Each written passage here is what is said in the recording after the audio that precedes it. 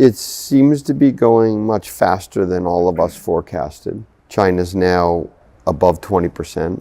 Yeah. Europe is 2%. It's gone so much faster than people think, so much faster than you would have predicted. So it seems like, it's not a linear curve so far. Have you guys ever thought about getting closer with Tesla, or is that a... I'm going to leave that one to you. There are always possibilities with a great company like Tesla. Personally, it's probably the biggest lesson I've learned from this first cycle product is how much work we have to do on charging.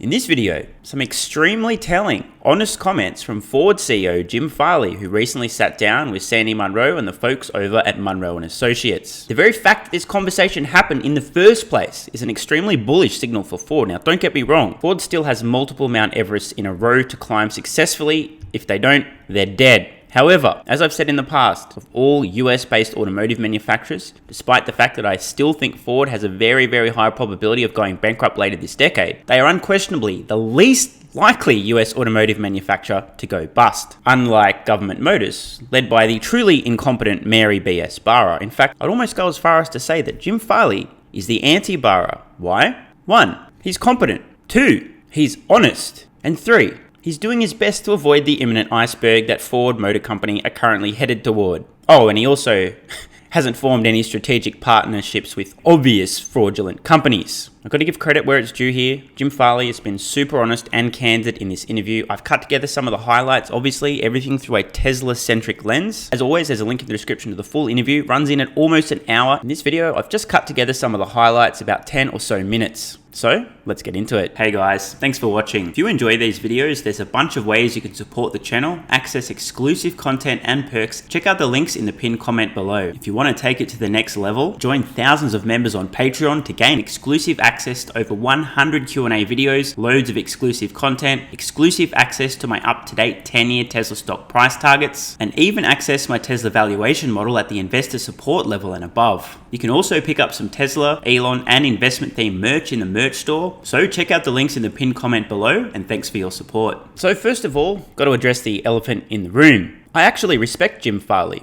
a lot. Not only is he competent, but he's honest, unlike many other legacy automotive CEOs who at best are useless and at worst are intentionally lying, misleading, and deceiving their investors and their employees, knowing full well that in 5, 7, 8, 10 years when their company goes bankrupt, they don't give a because they've retired, they're still getting a juicy pension. I'm a big fan of accountability, so I wanted to first run through a few tweets I've posted that mention Ford Motor Company over the last couple of years, this being the very first of them. Haha, rest in peace Ford and GM. Quote from a Reuters article, the 2 biggest US automakers, Ford plus GM, will make more than 5 million SUVs and pickup trucks in 2026, but only about 320,000 electric vehicles. That's combined between both companies, according to detailed production plans for North America seen by Reuters. And I wrote, they're fucked. This, by the way, context, March 27, 2020, okay? A little over 2 years ago, maybe be generous, call it 2.5 years ago. Ford and General Motors at that time leaked plans combined expecting to produce less than 320,000 electric vehicles in 2026. The reason I wrote they're fucked is because they're fucked. The fact that these morons, yes, this includes Ford and General Motors, morons didn't have the foresight and vision. I mean, 2020 was just 2.5 years ago, and these faces had no idea how much underlying demand there was and would be for electric vehicles. I mean, absolutely clueless. 320, I mean, let's just divide this in half. Let's say each of these, Ford and General Motors between them on average were expecting to produce and sell 160,000 EVs each in 2026. I mean, 2 words. They're fucked. Let's move forward a little bit. Here's a tweet originally posted by Ford. For some reason, they deleted the tweet. I don't even recall what the tweet was about, but I did have a reply and I found this in my tweet, so let's read it. This from June 25th, 2020. Ford will be bankrupt before then. They needed to be all in on electric vehicles yesterday. This is just a means for them to do as little as possible while the ship sinks. I don't know, maybe they've increased their EV targets or something like that. Whatever. Curious that Ford would be deleting tweets though, unless of course they realized that it was pretty embarrassing. And now here's where things start to become a little bit more bullish for Ford. Ford CEO warns employees to take Tesla, Rivian, and VW seriously.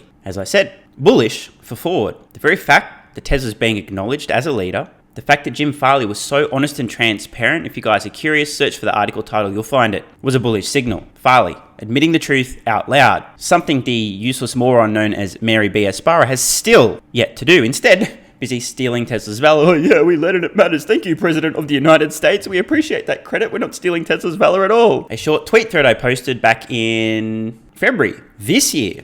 Number one, in my opinion, all legacy automotive companies should spin out their EV business, IPO it, capitalize on the bell curve, as in the morons, oh, we're going all in on EVs. Here's some money. I'm going to buy your stock because you can't possibly fail or go bankrupt trying. Great way to raise capital. Doesn't really sit comfortably with me, but this is a great strategy. Spin out your EV business, IPO it. All these morons go, oh yeah, cool, I'm buying the style Ford EV. Yeah, the next Tesla. Next minute, you got a ton of capital to actually deploy and maybe have a chance of surviving. So, capitalize on the bell curve and raise as much money as possible while investors are nutting left, right, and center over anything EV without having any idea how excruciatingly difficult the transition will be. This was in response to a tweet from Gary Black pointing out that Ford CEO Jim Farley disclosed that he and CTO Doug Field are considering running Ford's EV business separately from Ford's ICE business. Again, this is a bullish signal. And again, I want to draw the contrast between Ford and Jim Farley saying, doing, and planning things that make sense versus Mary B. Asparra. Had that strategic partnership with Nikola on the fake truck go, you fuckwit. I'm sorry, I shouldn't pick on her. I mean, it's not like she also partnered with Fraudstown Motors. Oh wait, that happened, didn't it? Yeah, that's awkward, isn't it? How does this idiot have a job? Anyway, let's continue reading the thread. 2. Ford is aiming for as much as 50% of sales being electric in 2030. Another sign, bankruptcy is imminent. This is right up there with GM aiming to be 100% EVs by 2035. At the time I wrote this thread, these were publicly stated goals of both companies. Now, the reason that I'm running through this, ladies and gentlemen, is to point out how slow legacy automotive manufacturers are to see the writing on the wall. We're talking 6 months ago, not even. Ford touting their plans to have half of their new vehicle sales electric by 2030, and the other half won't exist. So what Ford's really saying is, we want to sell half as many vehicles in 2030 as we do today. 3. Sticker price parity, electric vehicle versus ICE, is before 2025. Cost of ownership parity was years ago. After 2025, consumers will require brain damage to pay more for an inferior product, an ICE vehicle. Any company with plans to produce and sell inferior, costlier ICE cars after 2025 is doomed. I don't think people get this. I really don't. Mark my words, month after month. And by the way, we're going to see this play out in today's video. Quarter after quarter, year after year, up to 2025, legacy automotive companies will announce accelerated EV plans and investment. The 100% EV date will be reeled in rapidly, but it will be in vain. 5. It's already too late. Yes, some legacy automotive companies will survive the transition. Most won't. But is producing 500,000 or 1 million EVs per year in 2030 a success when your peak ICE volumes were 5 to 10 million per year? No. Now, a tweet from May. Mary B. Asparra, my favorite legacy automotive CEO, working hard to retain her title as the queen of bullshit, captain of the Titanic, and the least competent, least trustworthy big auto CEO on earth. You did it, Mary. Quite an accomplishment. No way Mary or any of the GM executives believe they'll be outselling Tesla anywhere, let alone in the US, by mid-decade. This was in response to a retweet from Sawyer Merritt. Let's watch this clip. Mary B. Asparra in all her glory. Well, I think first off, what we've seen and what that represents is that people do believe in EVs and there's a huge opportunity there. So at General Motors, we're just focused on executing well. We've, really worked to listen and understand what the customer's looking for. And remember, we're not necessarily just selling at the premium end. We're going to have, electric vehicles affordable at $30,000. And then our joint venture or joint partnership with Honda, we're going to be doing something even more affordable than that with our affordable electric vehicle. And so, I think it's a little bit longer game. We're taking all the steps to do it right to make sure we're positioned to have a full portfolio of vehicles and win. And we have said that, by mid-decade, we will be selling more EVs in this country than anyone else. Including Tesla. Including Tesla. I'm unsure if Mary and more importantly, GM stock investors are aware of this, but saying you plan to do something like sell more vehicles in the United States than Tesla by mid-decade does not mean you will actually do the thing you said you're going to do. Barra, aka Trevor Milton, is walking a fine line, and I would strongly advise she stop making statements that cannot be made credibly. GM bag holders will drag her over the coals when the company goes bust, or at best, limps forward as a shell of its former self later this decade. If GM does not have credible plans, they do not, and has not secured the necessary materials, they have not, built out supply chain, they have not, To not only catch up to, but surpass Tesla in US sales, it's better for Mary and the entire team to shut the fuck up. And finally, 4. Herbert Diess. Previous CEO of VW, as we know, and as I discussed and predicted, he's been given the flick now. Why? Because he was saying things that were true, he was honest, he was open, and he was doing everything he possibly could to avoid the fucking iceberg, and that didn't sit well with the morons who were trying to bankrupt VW. So, scratch Herbert Diess, but this was true when I tweeted it. Herbert Diess, VW, and Jim Farley, Ford, have it right. Admit you are behind Tesla. Admit they are the leader. Admit you will try to catch up, and admit it will be difficult. Don't lie to the public and your investors. Barra is becoming more like Milton by the day. Speaking of Trevor Milton, I think his trial starts in September. Can't wait for that, and yes, I will be covering it. And one more tweet thread before we get into the highlights from the Munro interview. I believe over the next 3 years, it will become evident to everyone except Tesla Q that Tesla is 5 to 10 years ahead on everything, including securing materials and building supply chain. 90% of legacy automotive companies will be bankrupt by the end of the decade. Volume EV production is hard. Legacy auto sales are in free fall. Companies are hiding behind supply chain challenges. Sure, this is playing a role, but I am on the record. No legacy automakers' sales volumes will rebound and exceed previous peak annual sales. They're all fucked. All. Within 2 to 3 years, 90+% of consumers will actually have to be stupid to buy ICE over EV. Sticker price parity is around the corner. Total cost of ownership for EVs is already dramatically lower than ICE.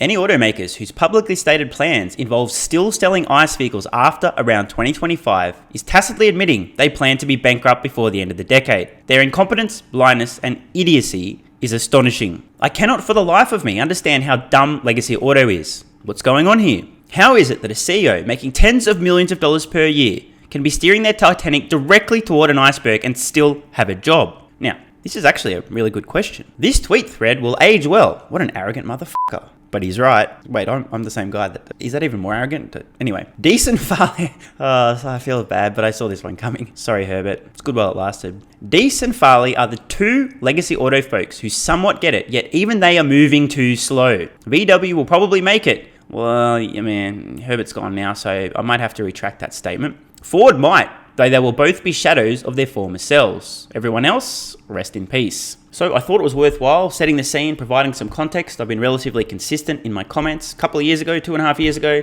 Ford and GM, 320,000 EVs combined in 20... What? You idiots. Next minute, they're still moving too slow. Next minute, they're still fucked. And as we saw, I've been fairly consistent. VW put a decent chance, not due to competence, but the whole Dieselgate thing forcing them toward EVs. But now Herbert Diess is out of the picture. Well, all bets are off. I've also been consistent in saying that Ford are fucked, but not as fucked as GM. And of course, I've been banging the drum, repeating, here's what legacy automotive manufacturers are going to continue to tell investors, quarter after quarter, year after year. Oh, geez, EV adoption's happening faster than we could possibly have imagined, so we're accelerating our plans. And then a month later, we're surprised again. It's even faster than we thought, even though we said it was even faster than we thought before. It's even faster than that. So we're accelerating our plans again, and it's going to keep going on and on and on. And now it's time to hear the well-paid, fairly competent CEO of Ford Motor Company, well, doing exactly what I said he would years ago. I'll try and keep my comments to a minimum. This video is going to be super long otherwise, but a few things to pay attention to. 1. Jim Farley expressing surprise at how quickly this EV transition is happening. 2. Jim Farley admitting that Tesla are the leader. 3. Jim Farley saying things that are not only true, but uncomfortable.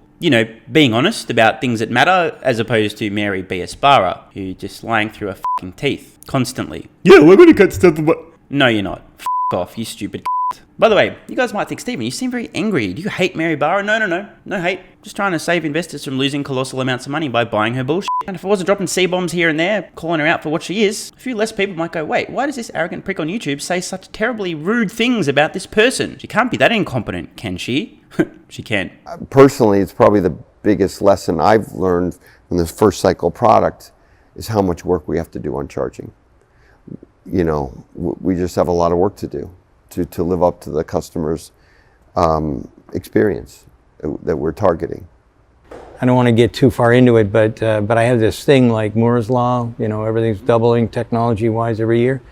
I think that's what's going to happen with EV acceptance. It's going to double every year. So 5% this year, 10% the year after that, 20% until we get to, where do you think the crossover point is? Do you? It seems to be going much faster than all of us forecasted. Well, told you it was coming. I mean, I literally tweeted it was coming years ago, and here it is. CEO of a legacy automotive manufacturer admitting out loud. Respect. I mean, the honesty is appreciated. Oh, it's happening way faster than we could have anticipated. We're surprised by how quickly it's happening. Oops, we didn't see this coming. China's now above 20%. Yeah. Europe is 2%. And it jumped. I mean, it's gone so much faster than people think. So much faster than the charging experience. So much faster than the purchase price. So much faster than you would have predicted.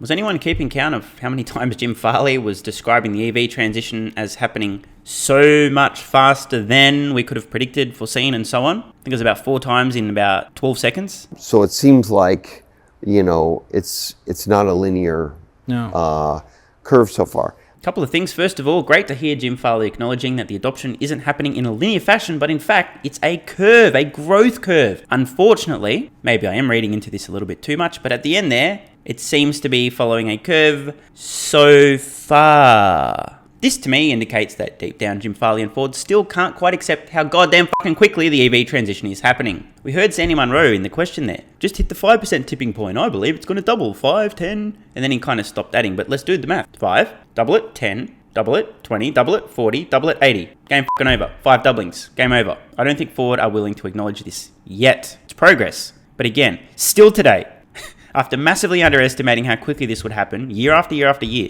Ford's still massively underestimating how quickly this transition happens. Will they ever learn? But we think, we're not going to enter every segment. Quickly want to touch on this point. This is actually a very intelligent decision. Let me explain why. Ford actually does have some areas of strength. This includes their transit vans and pickups, and the rest of the business, that's the only thing that matters. If Ford wants to survive, not just trick moronic investors into buying their stock, oh, we're going to have 400 different models in every category. Shout out to Mary Bear Sparrow once again, useless. This is a good play. And I realized yesterday when I was looking at Ford's electric vehicle strategy, they said something about areas of strength that was worded weird, or I'm just an idiot, maybe I was high, or maybe both of those statements were true. But this is what Ford was actually talking about. They're going to focus on their core competencies. Nail pickup trucks, electrify commercial vans. That's it. That's Ford's future business. As far as I'm concerned, that's Ford's future business. This is smart. This is in stark contrast with, strategy of many other automotive companies today who've just decided, yep, we're going to have 650,000 different models of vehicle, all electric by tomorrow. This is not smart. They're spreading themselves too thin. This will ultimately end in doom. We're going to be really careful which segments we go into. And some of the usage base is unique in some of those segments. Even if the adoption goes really fast, we have to be thoughtful about, which use cases it works for and which use cases are more challenged. Where's the $25,000 EV in the future? I'll let you answer that one, Doug. There you go. Oh, wow. I came to Ford with the excitement that this could be how electric gets into a much broader population than early adopters. And that along with the electric propulsion, it was going to be about software. So the good news is software doesn't add a lot of cost to a car. So you can make a $25,000 car to be a really great experience if you're paying attention to the digital. This is true, absolutely true. The question I have is, today, ladies and gentlemen, would you describe Ford as a competent software company? No, neither would I. Then the question becomes, can Ford become not only a competent software company, but a compelling software company? Because in order to make compelling electric vehicles, you need compelling software. Any clown can put together a half-decent electric vehicle. Actually, some of them can't even do that yet. But, in theory, putting together the vehicle, kind of hard, but not as hard as nailing the software. Don't get me wrong, manufacturing EVs, it's not easy. But creating an incredible user experience through software, we're not just talking about the software you use to turn on your air conditioning and heat the seats. Talking about entertainment, infotainment, communications, over-the-air updates, all of these kind of things. That is something that these companies who currently their core competency is cobbling together a bunch of shit and selling them to customers, which unfortunately requires billions of dollars of advertising to trick them into buying your product because they're not good enough to sell themselves. These companies now have to suddenly become at least as good, probably better, at software, something they've never done before. It's like a chef who has a midlife crisis and decides, well, you know what, I want to become a rock star. I'm going to do it. I'm going to start writing, producing, and performing some hit music and fill arenas. It's possible, but I wouldn't be betting on success. The challenge is in the cost of the propulsion system, of course, but things are changing fast.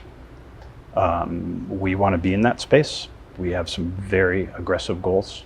Well, actually, the other thing that I was thinking too was Henry Ford won the world by producing a car that everybody could afford. So it seems to, I mean, you've got a history. You have to kind of like follow that same path, I would guess.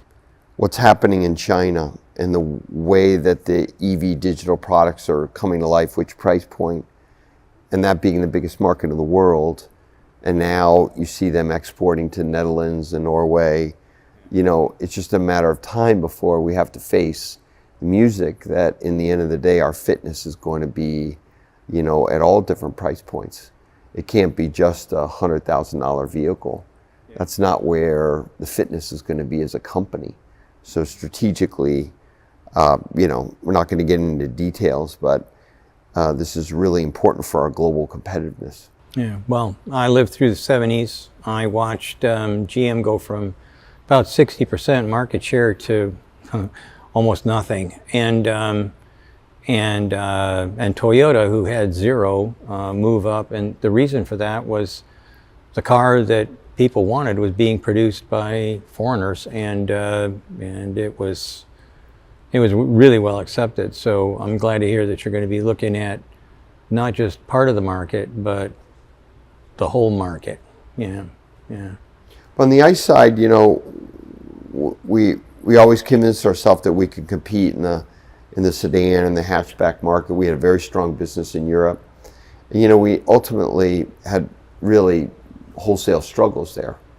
It turns out that what wound up being successful for Ford in the ICE world is to use that unibody expertise, but go into the pickup truck business with Maverick. What Farley was suggesting there, Ford did learn a lesson back in the day. They thought they could make vehicles and sell them in every market, every category, every kind of vehicle. Well, it turns out customers didn't want to buy Ford's compact vehicles or their sedans, just their pickup trucks. Ford as a company have been intelligent enough to recognize this, and that's where the core of their business lies today. Question is, moving into EVs, will Ford be courageous and or stupid enough to try to expand outside their core competencies, pickup trucks and commercial vans, or are they smart enough to stay in their lane and in business? I guess what I'm saying is, we always need to do things our way, like segments or executions where we know the customer well. So we can do all that innovation work and know it's going to land with the customer. Some intelligent, smart, strategically sound comments from Jim Farley. Ford going to stick to their core competence. Great.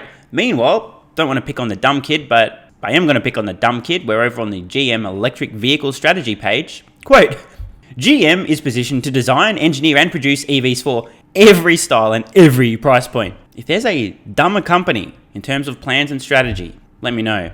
Well, to be quite frank, I think that well, you're in second place right now, right behind Tesla, I should say. Yeah. And like the little chart up there, 6.2% of the market share for EVs, anyways, belongs to you. Well, we have 95% of the electric vans.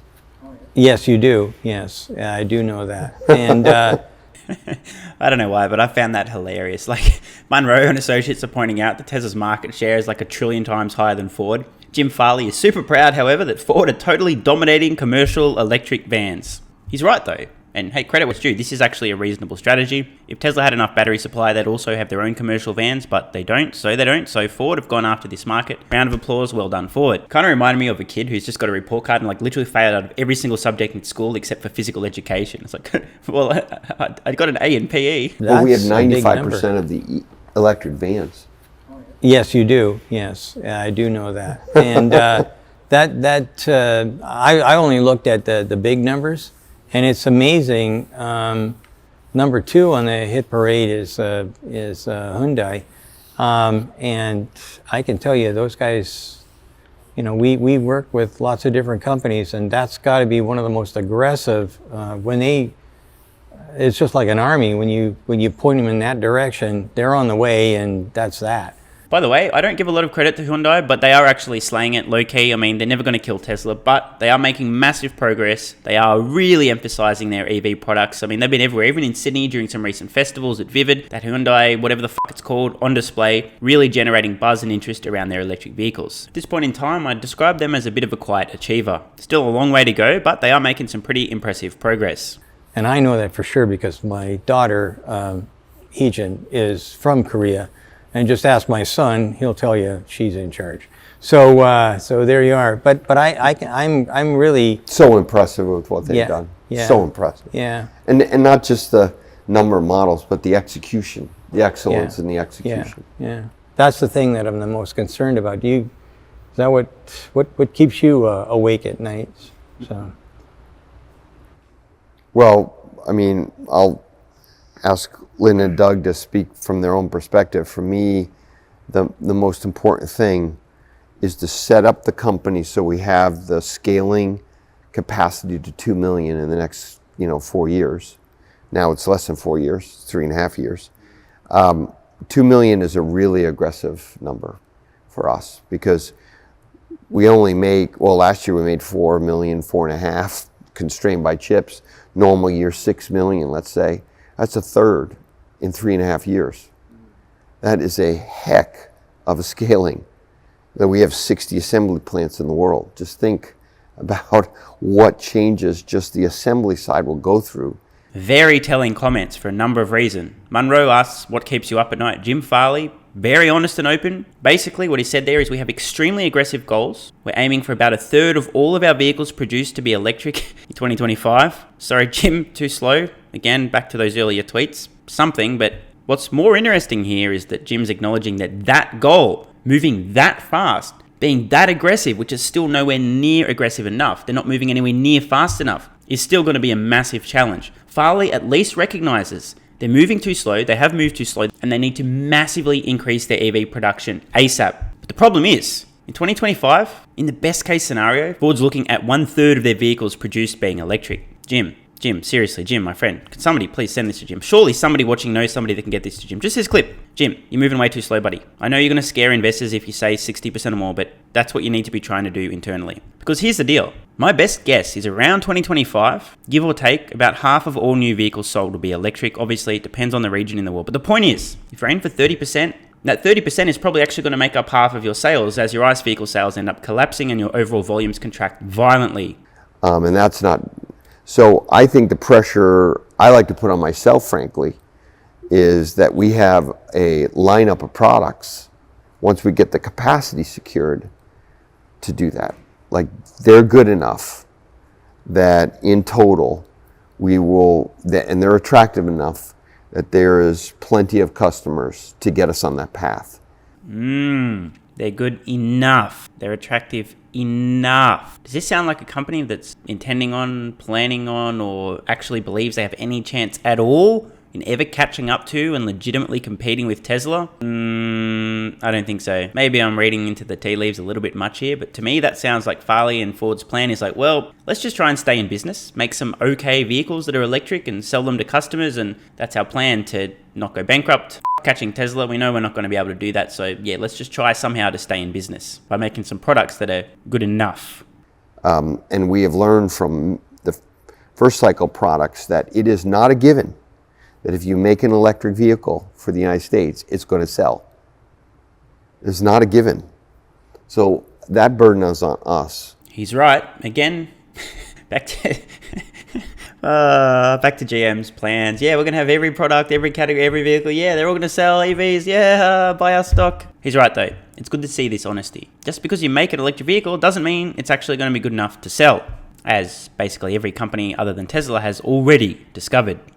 To have the raw materials, the battery capacity, all the capital allocation for the engineering, all of that stuff lined up to get to 2 million units, and then go back to the basics and nail the product and the software and the electrical architectures and the semi-autonomous features. Oh, is that all Ford needs to do? I think you just described about 4 or 5 consecutive Mount Everest they need to scale. Get all that done so that 2 million is not a problem from a demand standpoint. Really? And he said, yep, No, it's a trade-in. We'll give you $5,000 more because you have the HOV sticker and it's good for another year or so. And I said, all of them are worth $5,000? Yep. So that's the cost that people are willing to pay for 5 minutes a day. Yeah. And what if we give people 45 minutes a day? Exactly. Holy smokes. Exactly. Talk about, the killer software that we can ship to a car and unlock value for customers and create a lot of value for the company.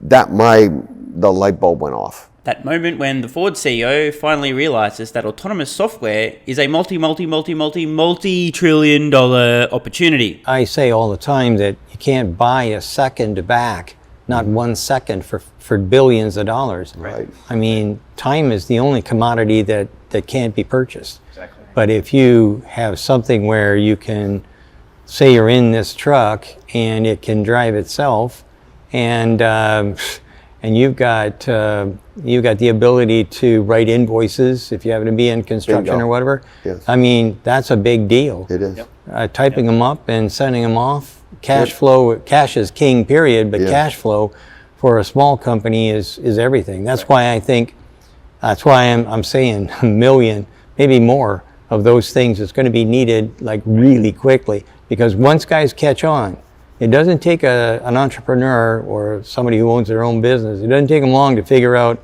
hey, you know what? This is going to be worth its weight in gold. And that's kind of like where I'm coming from when I look at this. Yeah, I mean, we have... And we were talking about one of the things that Elon Musk said. And he said that there's only 2 car companies in North America that never went bankrupt. Tesla and Ford Motor Company. I don't know, to me, maybe I'm optimistic, but that sounds like an open invitation to let's get together. Have you guys ever thought about getting closer with Tesla, or is that I'm going to leave that one to you. There are always possibilities with a great company like Tesla. Translation, of course, I'm just hypothesizing here, but allow me to translate what I think may have gone through Farley's mind, not only when he was asked this question, but prior to now. If we don't solve autonomy, we're f***ed. Despite our autonomous efforts, I think we are f***ed. I don't think we're going to be able to solve autonomy. Lucky for me, I remember Elon Musk tweeting or saying somewhere in an interview that he might be open to licensing Tesla's full self-driving software to other companies. And you know what? That's our plan A, but we're going to call it our plan B. And then when it turns out that our plan A was never going to work in the first place, well... Hey Elon, are you there? You are? Good. Can we license that software now, please? We don't want to go bankrupt. Thanks. But frankly, they're worth too much. The reality is we've shrunk the company in a way down to the essence of what we do really well around the globe. And now we have a chance to build it and grow it around those same core expertise, like Linda was saying about the Lightning. Like, we knew how to innovate for those customers. We knew the job sites. We knew how important the frunk was. She knew who to talk to when we were doing human-centered design work. So, I think right now, we're a wildly independent company. I mean. So, anyone have any ideas why Sandy Munro might have laughed uncontrollably at the idea that Ford is an independent company? Definitely got nothing to do with a lack of vertical integration. I don't know. Why do you think Sandy Munro would laugh at that comment? Like, literally in the face of Ford's CEO. Just asking a question. I definitely don't know the answer. What I mean by that is we are really proudly dissimilar to others. We were really proud of not going bankrupt. Nothing gave us more pride than pulling our own bootstraps up, burning the furniture, and doing what we needed to do to make it to that. Just like we have with wars and depressions and all the other stuff we've been through in 119 years. So the ethos of the company is wildly independent. We don't want to be like other people. And Tesla's the established leader. Well, took a while, but we've finally served up a nice steaming dish of CEO BS from Jim Farley. Ford is a fiercely independent company. Tesla is the established leader. Therefore, we don't want to be like Tesla. They're trying to position Tesla like something old and stale and boring. By the way, strategically, the mental gymnastics here, 10 out of 10, Farley. Good effort. I've got to commend it. But bro, Tesla isn't a stale, boring, established incumbent. You are. This is some impressive mental gymnastics, but no one's buying it. The idea that Ford doesn't want to be like Tesla because Tesla's the established... Oh, come on, man. You do want to be like Tesla. Insane demand, ridiculous wait times, industry-leading profit margins, an army of fanboys and fangirls. I mean, good try, though. You know, Sandy, I have to say it's like no baloney. You have done so much for our industry. You have opened so many eyes at Ford and across our industry. You have helped all of us get healthier. Your team is terrific. And is it comfortable? No. But it's completely critical for our sufficiency and success, is to have someone like you and your team who is the arbiter of what really is happening. So I just want to say that because I know all of us at Ford feel that. It's a tribe that we're looking at this transition. And there's some people who stuck their head above the parapet and said, this is not right. This could be better. And that's super important for us as leaders in our industry. And I think you deserve all the credit you get, or more. That's why we're here. Wow. That's why we're here. Wow. Well, thank you. Thank you so much. I'm yeah, it doesn't take...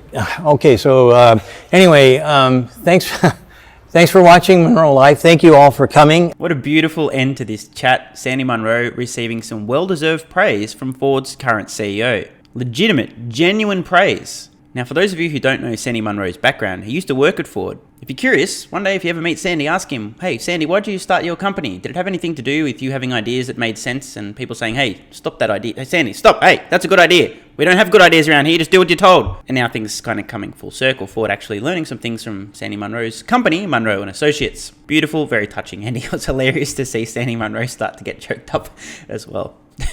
Anyway, hope you guys and girls have enjoyed this video. I said I wasn't going to interrupt too many times. It's still getting close to 40 minutes. What an absolute joke. If you're still watching, let me know in the comments below if you made it this far. Round of applause if you did. This is an incredibly compelling video. I highly recommend you guys and girls watch the full interview. As I said, it runs in at almost an hour long. There's a link in the description. I just picked out a few of the highlights here, especially through a Tesla-centric lens. In short, Jim Farley is a competent CEO. He's recognizing reality. Ford is still moving way too slow with their publicly stated EV goals, but in their defense, they are moving as fast as is reasonably possible. It's just they should have been moving this fast years ago. So yeah, Ford are at least probably half a decade behind the 8 ball. But hey, it could be worse. Mary Barra could be their CEO. So do I think Ford will be bankrupt later this decade? It's a coin toss. 50-50. Best case, they might be producing maybe 2-3 million EVs by the end of this decade and actually selling them in the best case. If it's more than this, I'll be absolutely stunned, super impressed, but not completely surprised. If they can absolutely nail pickup trucks, they've got enough brand loyalty with the F-150 and also continue dominating commercial vans, it's definitely possible. And in stark contrast from Farley actually recognizing reality, saying things that are true, acknowledging Tesla's the leader and so on, you have Mary B.S. Barra leading General Motors directly toward an iceberg, while simultaneously telling everybody on board, hey, there's nothing to worry about, it's just an iceberg, don't worry. We have a strategic partnership with a great manufacturer of lifeboats. If we need to abandon ship, those lifeboats definitely won't sink, they're legitimate. It's not a fake truck, a fake lifeboat, you'll be fine. Please buy our stock. And also, we did it. We led, and it matters. Now, I don't want to be too obnoxious or arrogant, but I am both of those things. So, here it comes. As you saw in my tweets, going back a few years, I've been calling this. And I'm still going to continue to call this because nothing's changed. Legacy automotive manufacturers are moving way too slow with the EV transition. Way too slow. Month after month, quarter after quarter, year after year. You're going to hear the exact same fucking shit. We're accelerating our EV plans even more. We didn't realize how fast this was happening. We didn't realize how fast consumer preferences were changing. We're going to invest lots of money. We're going to retool our factories. We're doubling down on our investment. We're now aiming to be slightly more EVs by this date than we said previously. And then in a few months' time, you know what's going to happen again. The exact same fucking shit over and over and over. Until the day a legacy automotive manufacturer manufacturer comes out and says, look guys, we finally figured it out. People don't want ICE vehicles anymore. We're going to stop making them. Now, done. We're all in on EVs. Our volumes are going to collapse. We're sorry, dear investors. Stick with us. We're going to try and survive the decade, which is better than most other companies. It's going to be brutal, painful, financially catastrophic. The only way we survive the decade is by killing our ICE vehicle business immediately, all in on EVs. Until we hear that, you can know for certain that that company is headed directly toward an iceberg, and it only ends one way. A little bit of food for thought. And lastly, don't forget you can join Patreon with the card in the corner or the link in the pinned comment, gain access to my Tesla stock price targets over the next decade, loads of exclusive content, plenty of Tesla related discussion, deep dives and all sorts of nuanced topics, and loads of off topic stuff as well. The kind of things that'll probably get me cancelled if I say them here on YouTube, really. So click the card in the corner or the link in the pinned comment to join Patreon, and I'll see you over there. I'm Stephen Mark Ryan, this is Solving the Money Problem, and I love you all. Hey guys, thanks for watching. If you enjoy these videos, there's a bunch of ways you can support the channel, access exclusive content and perks, and get some free stocks and crypto. Check out the links in the pinned comment below. You can also pick up some Tesla, Elon, and investment themed merch in the merch store. If you want to take it to the next level, join thousands of members on Patreon to gain exclusive access to over 100 Q&A videos, loads of exclusive content, exclusive access to my up-to-date 10-year Tesla stock price targets, and even access my Tesla valuation model at the investor support level and above. So check out the links in the pinned comment below, and thanks for your support. And if you're still watching, you're awesome. I read every single comment on this channel and I really appreciate your feedback. So if you've got any thoughts on today's video, questions, comments, or suggestions for a new video, let me know in the comments below. Check the cards on screen now to browse the merch store, join Patreon, or watch the next video.